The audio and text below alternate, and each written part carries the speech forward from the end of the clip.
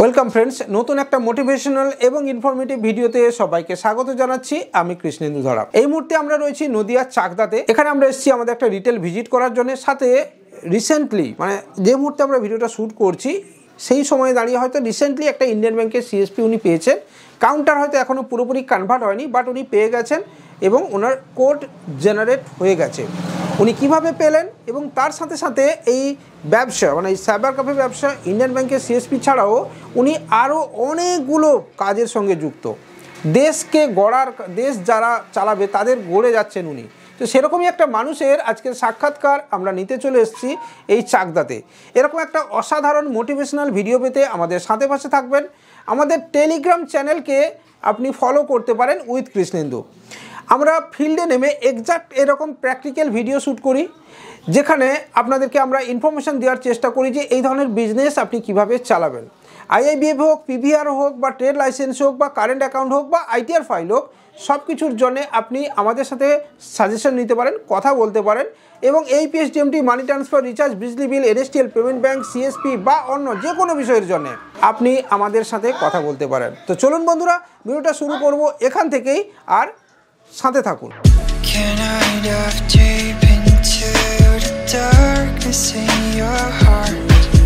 বন্ধুরা, এবার আমরা পরিচয় করাবো সেই ব্যক্তির সাথে যিনি এই ধরনের একটা সাইবার ক্যাফে চালাচ্ছেন, আবার সাইবার ক্যাফে ছাড়াও আরও অনেক কিছু করছেন। কি করছেন সেটা তো আমরা আজকে জানবো এই ভিডিওতে। আবার বলছি, একটু লাইক, কমেন্ট, শেয়ার, চ্যানেলটাকে সাবস্ক্রাইব, টেলিগ্রামে জয়েন। আর যে কোনো ধরনের এই পিএসডিএমটি, মানি ট্রান্সফার, বিজলি বিল এসবের আইডির জন্য বা আইআরসিটিসি আইডির জন্য আমাদের সাথে কন্ট্যাক্ট। স্যারের সঙ্গে একটুখানি এবারে পরিচয় করিয়ে দিই। স্যার, আপনার নামটা একটু বলবেন। দেবদাস দেবনাথ। পুরো ঠিকানাটা একটু বলে দেবেন স্যার। আমাদের এই জায়গাটার নাম হচ্ছে যশোতালপুকুর, পোস্ট অফিস চাকদা, থানা চাকদা, ডিস্ট্রিক্ট নদিয়া। পিনকোডটা একটু বলে দেবেন। 741222। কিছু যদি মনে না করেন স্যার, আপনি কোয়ালিফিকেশনটা একটু আপনারা যদি বলেন। আমার MA কমপ্লিট সংস্কৃতে। সংস্কৃতে। সাইবার ক্যাফের নামটা একটু বলে দেবেন আপনার। Debnath cyber zone. রিসেন্টলি আপনি ইন্ডিয়ান ব্যাংকের একটা সিএসপি পেয়েছেন, 7 দিন হলো। হ্যাঁ, তাই তো স্যার? একদম শর্ট প্রশ্ন, আইআইবিএফ কতটা ম্যান্ডেটারি একটা ব্যাংক সিএসপির জন্য? অবশ্যই ম্যান্ডেটারি তো একদমই, কারণ আইআইবিএফ প্রথম শুরু করে আইআইবিএফ এর সিলেবাস, ওই সিলেবাসটা আমাদের এমনভাবে করা যে আমরা যাতে ব্যাংকিং সার্কেলের প্রত্যেকটা জিনিস খুব নিখুঁতভাবে জানতে পারি, যেটা আমাদের অন্য কোনো কোর্সের ক্ষেত্রে আমি আজ পর্যন্ত সেরকমভাবে পাইনি। তো এটা আমাদের ক্ষেত্রে খুব হেল্পফুল। আর আমি যখন নিজে ব্যাংকের সাথে যোগাযোগ করেছিলাম, তখন ব্যাংক সবার আগে আমাকে প্রশ্ন করেছিল আইআইবিএফ আছে কিনা। তো এটা আমার কাছে ছিল, এটা আমার একটা বড় প্লাস পয়েন্ট ছিল। অন্যান্য সাইবার ক্যাফের থেকে আমাদের আলাদা হয়ে যায় এই আইআইবিএফ এক্সাম, যেটা আমরা ব্যাংক সিএসপির ক্ষেত্রে প্রথমেই গিয়ে এটা দিয়ে দিতে পারলে সবার আগে আমাদের ওটা বেস্ট অ্যাডভান্টেজ, যেগুলো অন্যান্য কোম্পানি আইআইবিএফ ছাড়া, যে কোনো কোম্পানি আইআইবিএফ ছাড়া কোনো কারণে কোনো কিছু অ্যাকসেপ্টই করে না, মানে ব্যাংক সিএসপির কথাই কিছু শোনে না। তো এটা তো অবশ্যই ম্যান্ডেটারি। এটা ম্যান্ডেটারি শুধু ব্যাংক সিএসপির জন্য না, যে কোনো এইপিএস ব্যবসার জন্যও আজকে ডেটে ম্যান্ডেটারি। স্যার, আপনি এই সাইবার ক্যাফে ছাড়া আর কি প্রফেশনের সঙ্গে যুক্ত? ব্যাংক সিএসপি তো পেয়েছেন, মানে ওটা সাইবার ক্যাফের একটা আপগ্রেডেড পার্ট বলতে পারেন।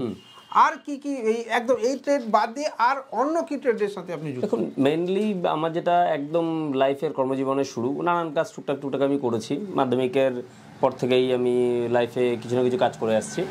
তো আমার যেটা মেইন প্রফেশন সেটা হচ্ছে অ্যাজ এ টিচার। আমার পরিচিতি এখানে দেব স্যার বলে। তো আমার একটা নিজস্ব ইউটিউব চ্যানেলও আছে, দেব স্যার রিয়েল টিচিং বলে। নামটা একটু ভালো করে বলে দেন। দেব স্যার রিয়েল টিচিং বলে সাবস্ক্রাইব করে নেবেন আপনারা। ইউটিউব চ্যানেলও আছে, যেটার মনিটাইজেশন হয়ে গেছে। আর তার সাথে সাথে আমার মেইন যেটা রয়েছে 7 to 10 সায়েন্স গ্রুপ পড়াই, আপার ক্লাস সংস্কৃত পড়াই, ছোটখাটো টিচার। আপার ক্লাস কত দূর পর্যন্ত পড়ান? Graduation complete. এটা সংস্কৃত পড়াই, আর কম্পিটিটিভের 2টো ব্যাচ আছে, চাকরি পরীক্ষার পড়ানো টুকটাক পড়াই।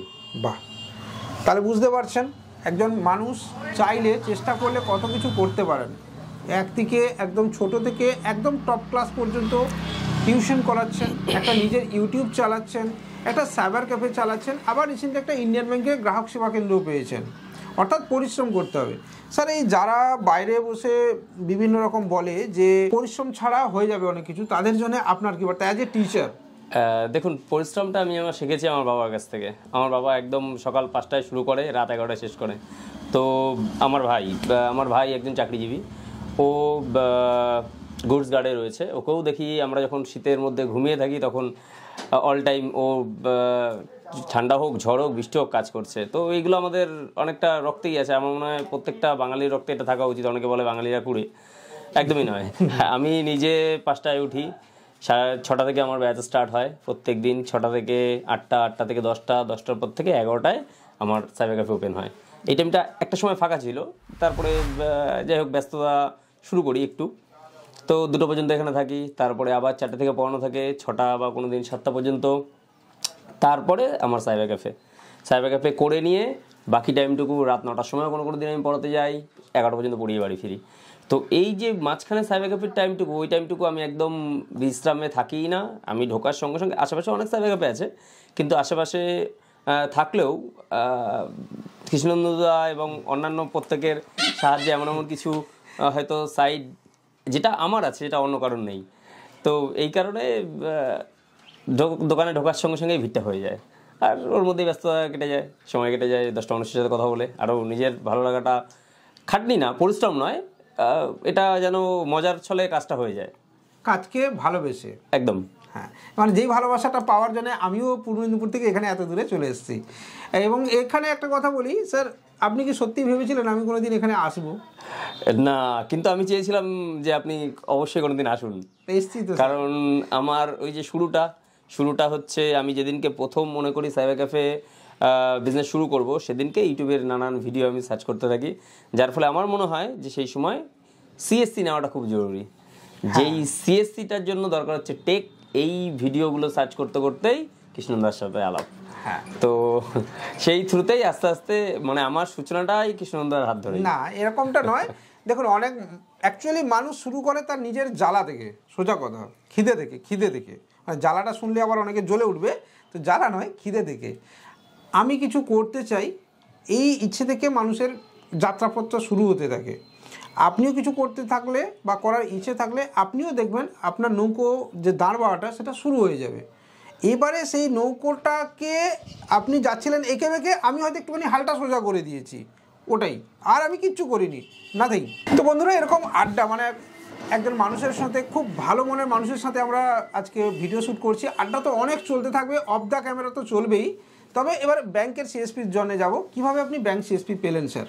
আচ্ছা, যেটা আমি অনেক রকমভাবেই ব্যাংক সিএসপি, ডাইরেক্ট সিএসসি থেকে আমি নেওয়ার চেষ্টা করছিলাম। সিএসসি আমাদের যারা সিনিয়ররা আছেন তাদের সাথে কন্ট্যাক্টে ছিলাম, কিন্তু কোনোভাবে হয়ে উঠছিল না।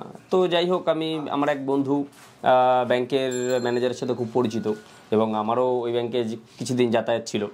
তো সে বলে যে তুই একবার স্যারের সাথে কথা বলে দেয়। তো আমি ম্যানেজারের বাবুর সাথে কথা বলিনি, এবং ম্যানেজার বাবু আমাকে বলেন, বিশেষ করে আমি এই প্ল্যাটফর্মে কারোর নাম করতে চাই না, আমার কিছু বন্ধু বিশেষ যারা আমাকে বলে যে ব্যাংক সিএসপির জন্য অ্যাপ্লিকেশন দিতে। তো আমি অ্যাপ্লিকেশন দিয়ে আমার লোকেশন থেকে শুরু করে যা যা ডকুমেন্ট লাগবে সমস্তটা, একটা বিসির ক্ষেত্রে যা যা দরকার সমস্তটা কিছু আমি দিই। দেওয়ার প্রায় 1 বছর পর ব্যাংকের থেকে বলা হয় যে আপনার অ্যাপ্লিকেশনটা এসছে, তো আমাদের কাছে এরকম 10টা থেকে 12টা অ্যাপ্লিকেশন এসছে, তো আমরা আপনাদের কালকেই একটা টেস্ট নিতে চাই। তো টেস্টে এমন বলছে, কালকে আমাকে কিছু অ্যাকাউন্ট দিতে হবে, আমি জানতে চাই আপনার বেস কেমন। তো যথারীতি পরের দিনই আমি কয়েকজন পরিচিত সার্কেলে জানিয়ে দিই। জানানোর পর সেদিনকেই প্রায় 10 থেকে 12টা, পরের দিনই 10 থেকে 12টা অ্যাকাউন্ট ওপেনিং করিয়ে দিই আমার দোকানে বসেই। তো ওরা অনেকটাই সারপ্রাইজ হয়, কারণ বাদবাকি সিএসপির কেউই একটা বা কেউ ম্যাক্সিমাম ক্ষেত্রে দিতেই পারেনি। তো ওইখানে ওদের কাছে একটা আকর্ষণীয় হয়ে দাঁড়াই। তারপরে আমি লাগাতার চেষ্টা করে যাচ্ছিলাম যাতে সিএসসি থ্রুতেই আমার হয়, কারণ সিএসসিটা যেহেতু আমার রয়েছে। তো নানানভাবে যখন হচ্ছে না, তখন ব্যাংক থেকেই ভিশন ইন্ডিয়া এর সাহায্যে আমাদের যোগাযোগ করিয়ে দেয়, এবং ভিশন ইন্ডিয়ার মাধ্যমে আমি এই পেয়ে গেছি। 1 সপ্তাহ হলো ডিভাইসগুলো পেয়েছি। বেশ। ভিশন ইন্ডিয়ার হেড অফিস কোথায় স্যার? ভিশন ইন্ডিয়ার হেড অফিস এটা ঠিক আমার জানা নেই, কিন্তু আমাদের লোকাল ব্রাঞ্চ বহরমপুর। আচ্ছা, তো যদি ভিশন ইন্ডিয়া সম্পর্কে কোনো তথ্য আমি আপনার থেকে জানতে চাই পরবর্তীকালে অফ ক্যামেরা, সেক্ষেত্রে কি আপনি জানতে পাবো? হ্যাঁ, অবশ্যই।